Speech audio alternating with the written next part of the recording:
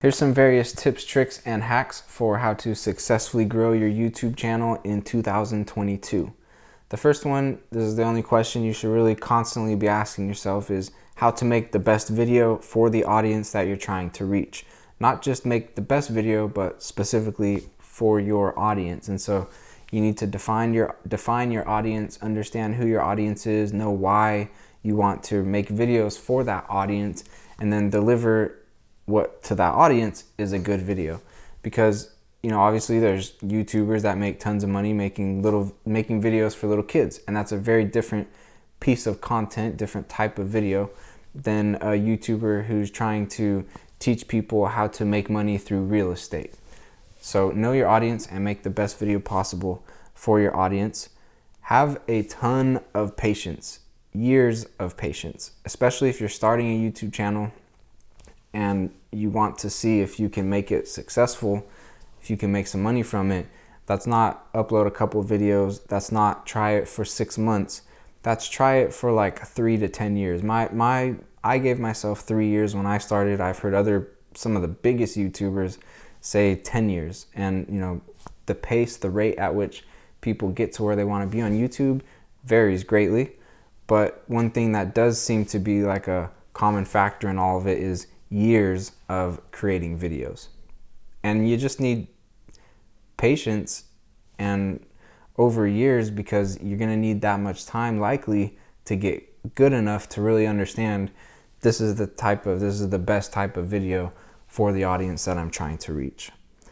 Subscribers don't matter. Really everything that you want, like as far as if it's fame or if it's money or influence, whatever, that's really going to come from views.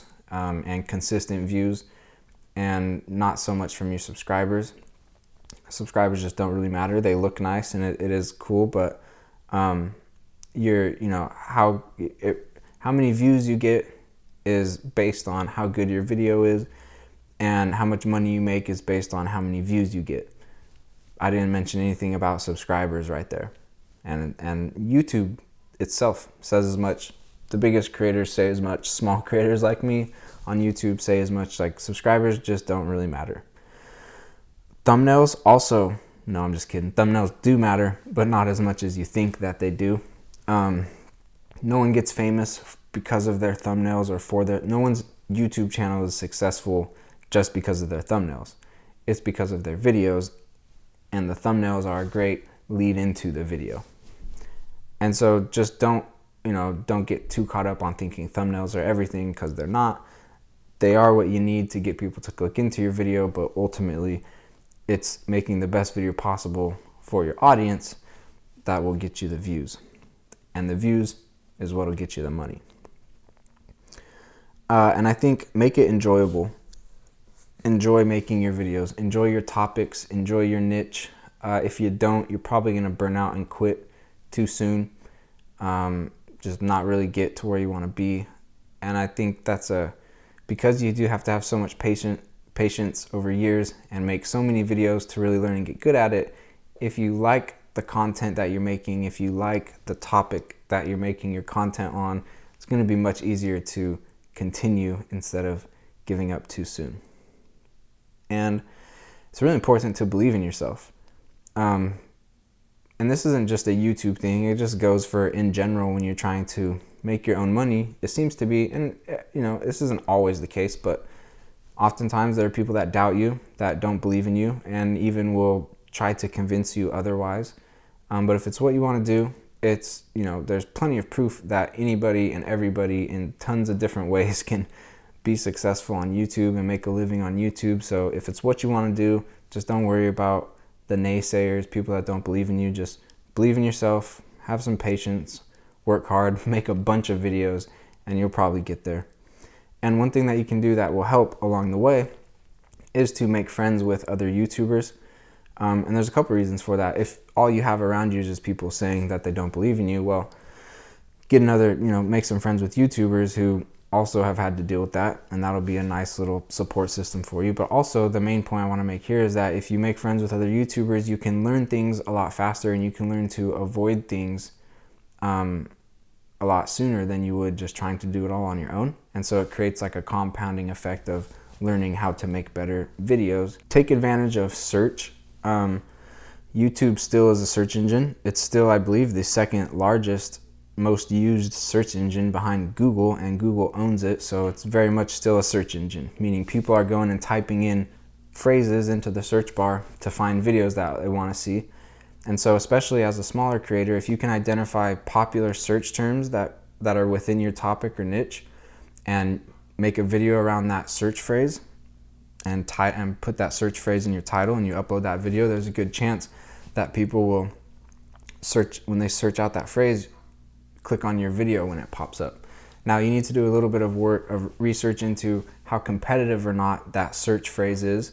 And I break that down in, I have some other tutorials in my YouTube playlist where I break that down more in depth if you're interested in that. Your video idea needs to be entertaining or educational. I think, there's always a place for entertainment to improve videos, but YouTube has proven over and over again that educational content works. Even educational content that's not necessarily entertaining, but it's just very informative and very thorough and is handing out the information that people want, that can work very well on YouTube. If it's not that, then I think it's got to be entertaining. You got to really make some entertaining videos, because that's pretty much what people are on YouTube for. They want education, they want to be educated on something, or they want to be entertained. And so if you can mix the two, that works as well. But definitely you've got to hit at least one of the two. Next is you need to hook your audience at the beginning of the video. The first 10 seconds of the video are oftentimes the most overlooked part of the video, but the first 10 seconds of your video could definitely make or break your video, because that's where people are deciding if they're going to continue to watch or not. So you really want to hook them at the beginning, and some couple things you can do to help with that are so if you've got a good video idea, you're making a good video for your audience, then repeat that title, the title of your video, repeat that within the first 10 seconds of your video. And then also give them a reason, tell them why they should continue to watch the video.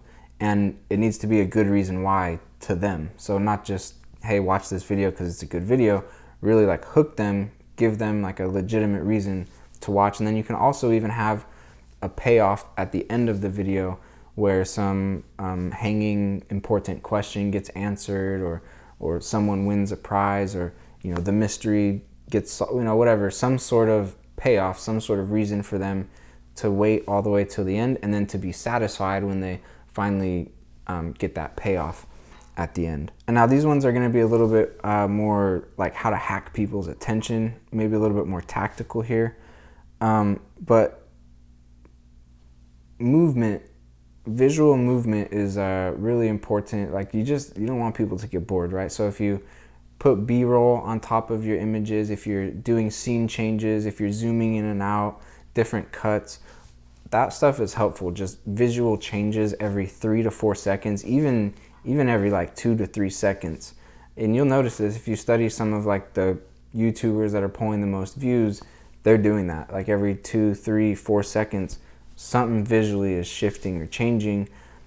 That just makes it so the video isn't stale and just the same shot for the whole duration of the video, like I'm doing in this video, which is actually a test because I want to see retention wise, if I don't do any cuts or any zooms or any of that stuff, what happens retention rate wise. So I'm running my little test here inside of this video on that. But there's that tip. Another thing you can do to kind of hack people and keep them engaged, keep them watching your videos, to introduce new information every 6 seconds. Now that can seem like a lot, but again, people want to see stuff changing, and if you can teach them, educate them, different information every, pretty quickly, it'll just keep them more engaged for a longer period of time.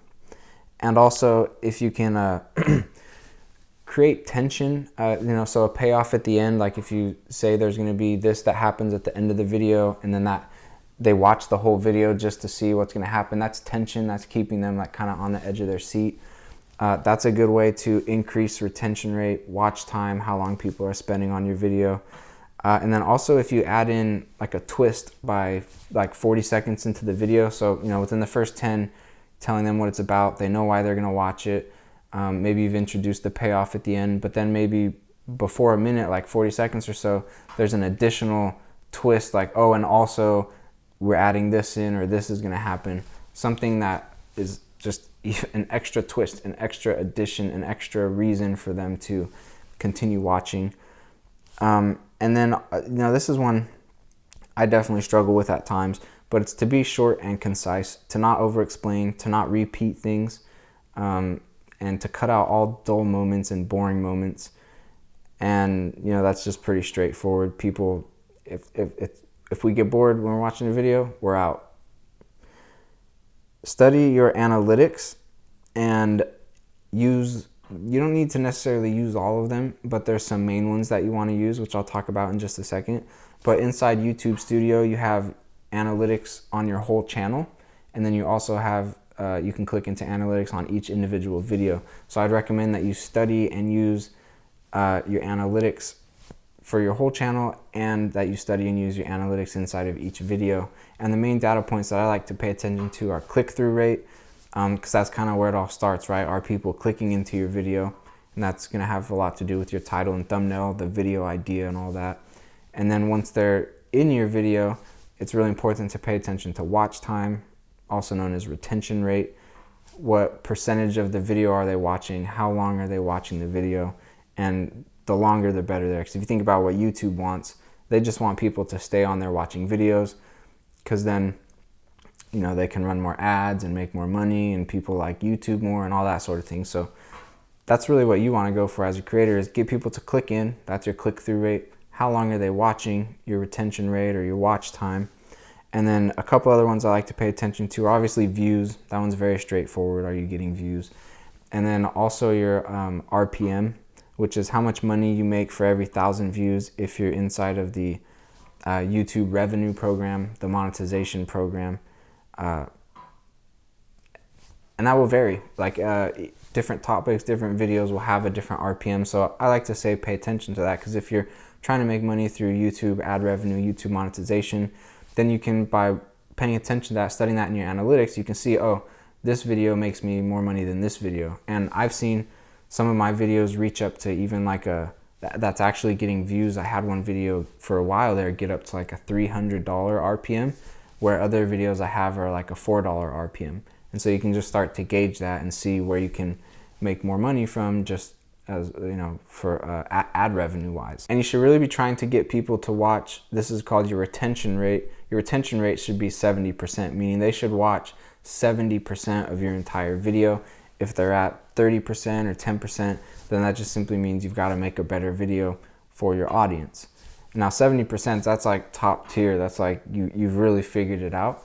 So that doesn't mean if you haven't hit that, you're failing. That's just kind of like best case scenario, where you should really be aiming for is to figure out how to make a video for your audience that your audience watches at least 70% of the whole thing. And a tip as far as thumbnails go, if you want to improve your thumbnails, which will help you improve your click-through rate, is to search out on YouTube your video idea, the topic, the niche, and then filter by most viewed in the last year, and study the thumbnails of the videos that show up, because it's showing you the most popular videos, the most clicked, the most watched videos for your topic or idea.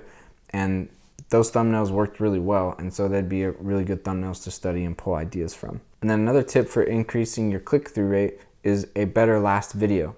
And what I mean by that is, if you think about your audience, if they really liked the last video that they watched of yours, when they see a new one drop, they're going to be much more likely to click into it, just because they liked your last video so much. So just going back to make the best video possible for your audience, the better your last video was, the more likely people will be to click into your new one, increasing your click-through rate. And then this one's more for once you've grown a little bit, you're making a little bit of money, but you really want to consider hiring some employees so that you can free up your time to focus on the more important aspects of your YouTube business, and or focus on the parts of your business that you enjoy the most, so you can maximize your enjoyment and the growth of your channel. And this is another piece of the YouTube process where it just is most likely going to require a lot of patience, because there's no secret spot to go get the best YouTube editors. There's no secret spot to find, the most, like the people who have the most knowledge about YouTube. And everybody channel, every creator is different. What each creator wants to hire someone for might be different, and so it's really just going to be trial, error, and patience when you're finally ready to start adding people to your business. If you're in the YouTube monetization program, then ad stack your videos, meaning if your video is 8 minutes or longer, you can go in and manually place ads on it. By ad stacking, I mean place an ad every 2 minutes.